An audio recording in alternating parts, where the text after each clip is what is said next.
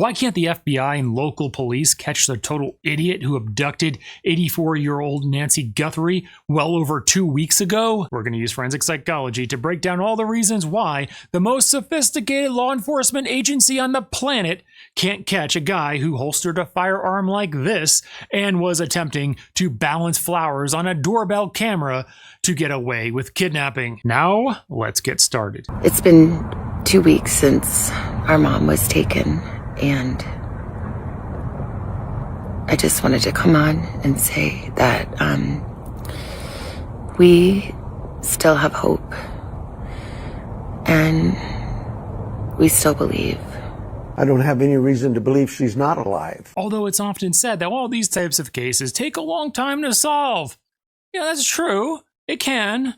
But here's the problem. You have a missing person who was abducted from their home that is possibly still alive. And also given the fact that Nancy Guthrie is sadly in poor health. So given the fact that they're saying that she could still be alive, increases the urgency of solving this case. This is not like when police were trying to find who committed the Idaho 4 murders. Yes, it was always a possibility that the murderer, who eventually turned out to be Brian Kohberger, would strike again. However, there was no one kidnapped that could still be alive. So it makes finding the perpetrator extra important, and also to consider that the perpetrator may strike again. And given what we know now about the perpetrator after watching the doorbell camera, we found out for sure that this guy was not a professional and not sophisticated at all. Carrying his weapon like that in that type of holster, and when he was startled to see that he was being filmed on a doorbell camera, his chosen method to disable the doorbell camera was to pick flowers from Nancy's landscaping bed and then try balancing them on the doorbell camera, hoping that it would distort the lens. This guy is so unsophisticated, yet they still can't find him. Here are the reasons why, and if you come up with anything else, you can put that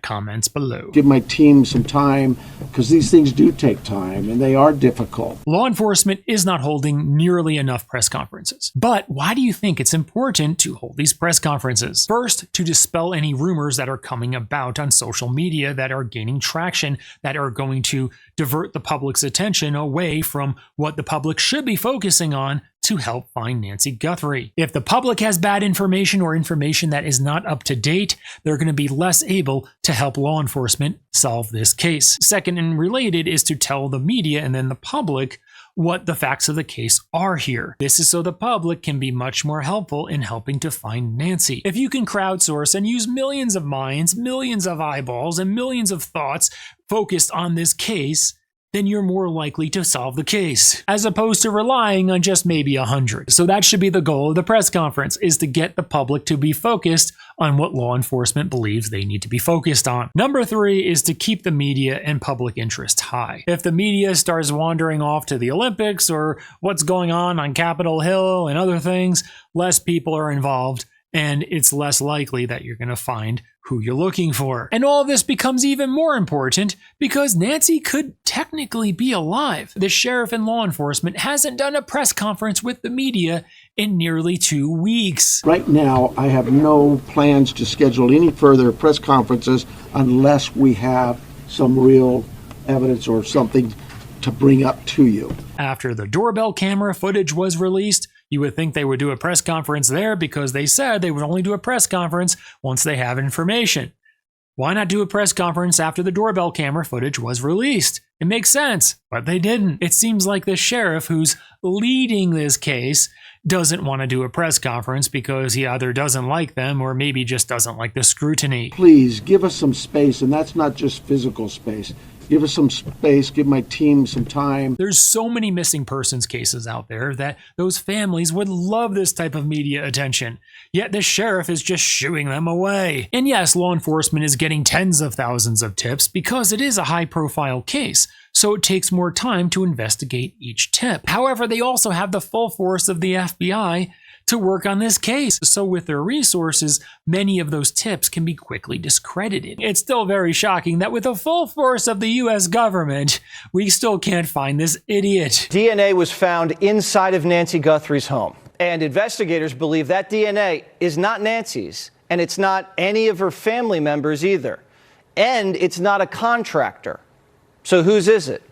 That's what they're trying to figure out tonight. Although he was covered from head to toe, he had that Vitalite in his mouth, so he was surely drooling or had some kind of saliva in the home, even from possibly adjusting or taking the Vitalite out at one point and maybe touching something in the home.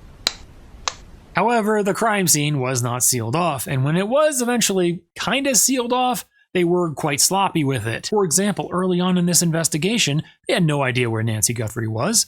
They investigated the crime scene for maybe a day or two, and then they handed the crime scene back to the family. And at that point, the news media was basically able to walk right up to the front door of Nancy Guthrie's house. This was taken by Fox Digital. On day 3 of this, they had access to go all the way up to the front of that house and get the blood trail. And local police still released the crime scene. They had no idea where she was. They knew something nefarious had happened because there was that blood trail, yet they still decided to release the crime scene back. And at that point, the media would come up to the front of the house, and who knows would be inside the house when investigators released back the house to the family. Not to mention any possible disturbance of DNA due to even just touching the surfaces and taking that maybe possible perpetrator's DNA with you and it's not on the surface anymore, or possibly cleaning surfaces because they're thinking that, okay, you know, investigators did their thing and now it's ours and we want to make sure the house is nice when Nancy gets back. That's the crime scene. That's where all of the known evidence is going to be found to help find Nancy and the perpetrator. And then, of course, a few days later, when the FBI gets involved, they take the crime scene back from the family and say, well, just kidding, we're going to do more investigation. And more investigation? You gave it back. The family was assuming that you did all your investigation. So therefore, the crime scene is completely disturbed. And you can only imagine when they do finally arrest the perpetrator in this and they charge him with the crime, what their defense attorney is going to do about how this case was conducted. Specifically, this crime scene and how it was not sealed off initially. Even now, when the crime scene is still technically sealed off and cops are on the lookout for anyone who are trying to trespass onto the crime scene, you have a dog that peed on the crime scene. This is the neighbor. There she is.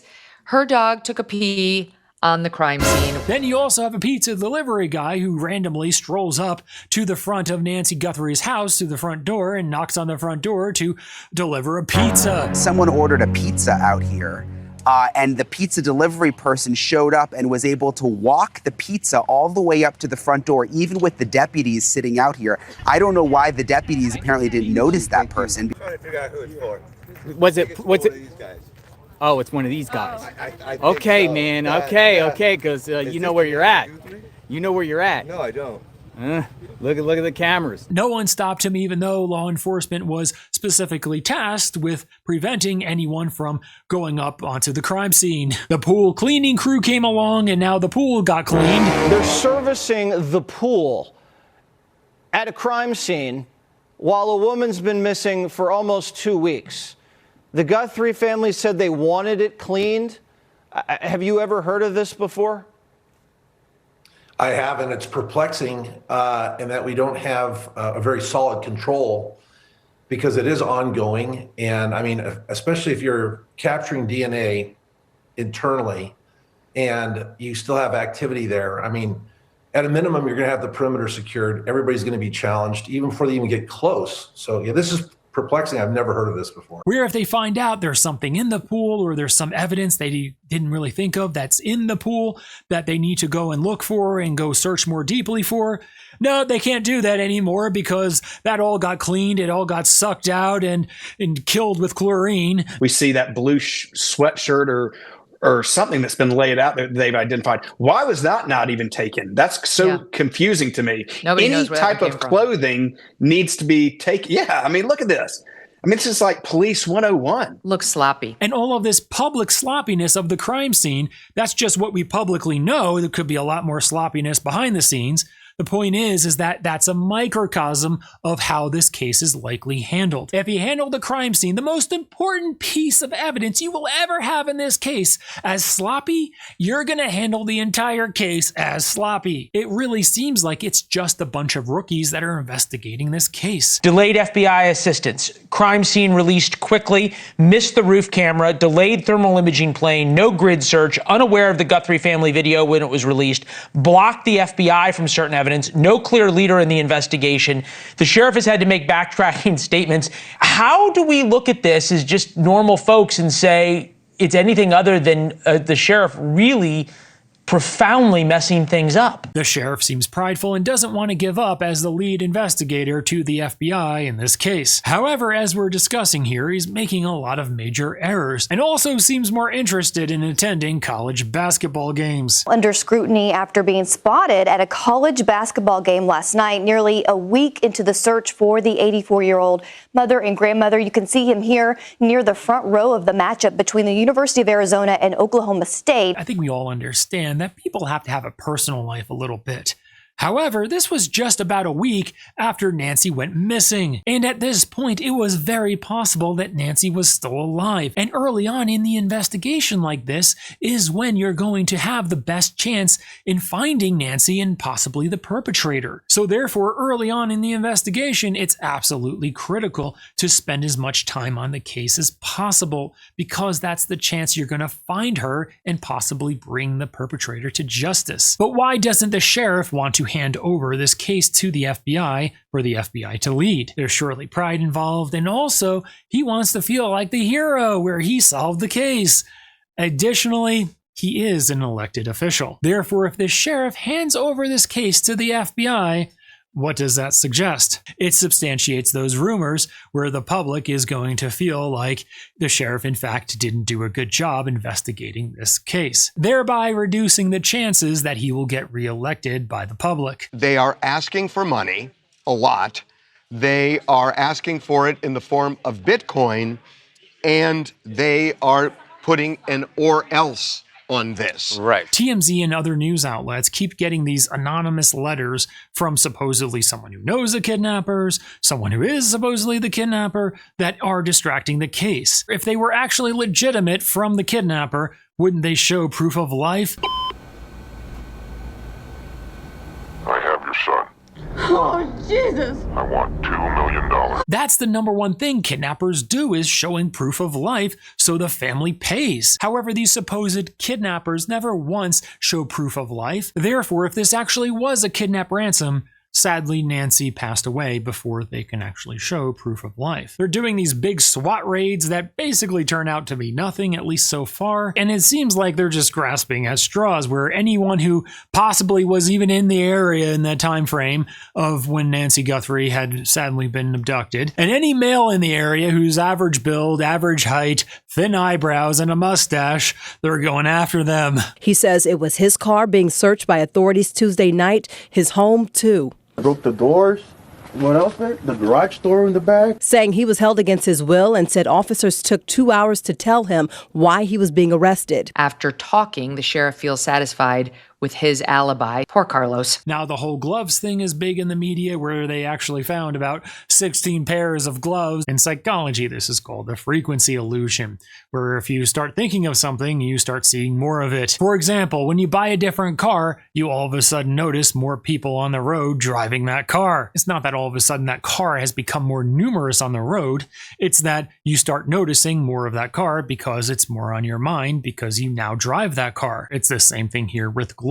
When they watch that footage of the perpetrator with very distinct gloves trying to block the doorbell camera, and you get to see those gloves very carefully, and when the news media reports that there's gloves found on the side of the road, more people are going to have that on their mind, going to start noticing that there's gloves on the side of the road. A glove a few days ago was found within about 2 miles of the house. Somebody found it and called us. If he had just listened to the FBI and sent it to Quantico to be analyzed, they could have entered it into the database immediately. Yeah, you probably want to go a little deeper, maybe off the side of the road, because that could be where Nancy Guthrie is sadly buried if sadly she did pass. My mom, Nancy Guthrie, and she is here to share one of her famous dinners. Hi, Mom. Hi. You ready to cook? I'm ready. This is something I really remember you making all during our growing up. Oh, yes, but it was on a special occasion. Because it takes time. Oh, it takes all day. There's famous people involved, and they don't know how to manage the massive media attention, where it's critical in these types of cases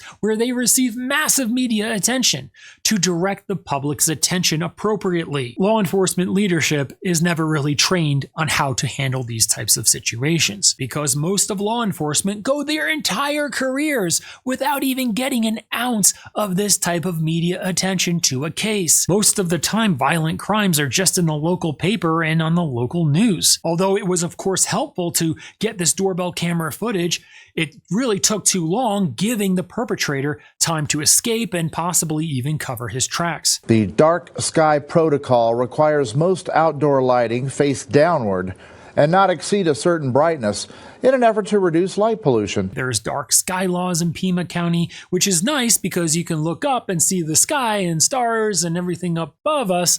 However, it also makes these types of cases more difficult to solve. This is because when lights are restricted at night, it makes it more difficult for cameras to pick up details in their footage. Front license plates are not required in Arizona, therefore making it more difficult to spot a vehicle on camera. Although Tucson, Arizona is a good-sized city, where Nancy Guthrie lives is somewhat rural, where the houses are set farther back, making it more difficult for neighbors' doorbell cameras to spot what's going on the street. There was a small reward for about the first 4 days, and it was only $5,000. Then they bumped it up to $50,000, and now they're bumping it up to $100,000. Sometimes law enforcement fears that if they put a big reward out, it's going to cause a lot more unsubstantiated tips to come in that they need to then go through. However, do you know what a big reward does? Yes, it gets people close to the suspect starting to turn in the suspect. The whole idea is that someone personally knows this kidnapper. They're watching the news and they're like,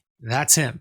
But they're not saying anything because they have some loyalty and some allegiance to him. Therefore, what law enforcement needs to do is break that loyalty with money. A large reward gets loyal people to turn on the suspect. It's not just to get some random tip. It's to get people close to the suspect to turn on the suspect. All the mistakes and the criminal stuff and the courtroom stuff, those can be hammered later. Nobody's cleared. Nobody's cleared. Okay. Probably have closer to 40,000 or 50,000 leads. We also knew that we had some hard evidence. First of all, there's no glove found at that house, no glove found near that property. We're done with press conferences. We got a lot of work to do. It appears the sheriff psychologically feels more comfortable doing small individual media interviews to small media outlets instead of one big media press conference to the entire nation. However, that's what's really going to bring Nancy home in finding the perpetrator, is getting everybody focused on this case as much as possible with the best information as possible. Now, what it appears happened to Nancy Guthrie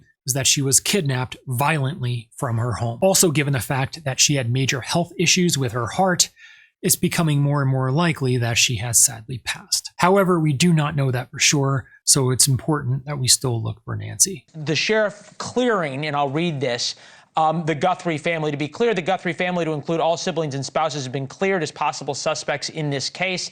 The family has been nothing but cooperative and gracious, and our victims in this case. To suggest otherwise is not only wrong, it is cruel. My thoughts and prayers are still with Nancy Guthrie and the Guthrie family during this difficult time. Now in the comments, what do you think is the biggest reason for why they still have not found Nancy Guthrie or the perpetrator, even though the perpetrator was clearly an idiot and likely made many mistakes?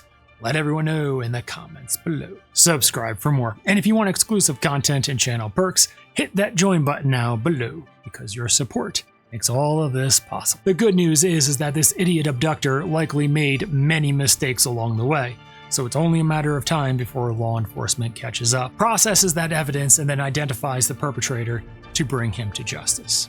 See you next time.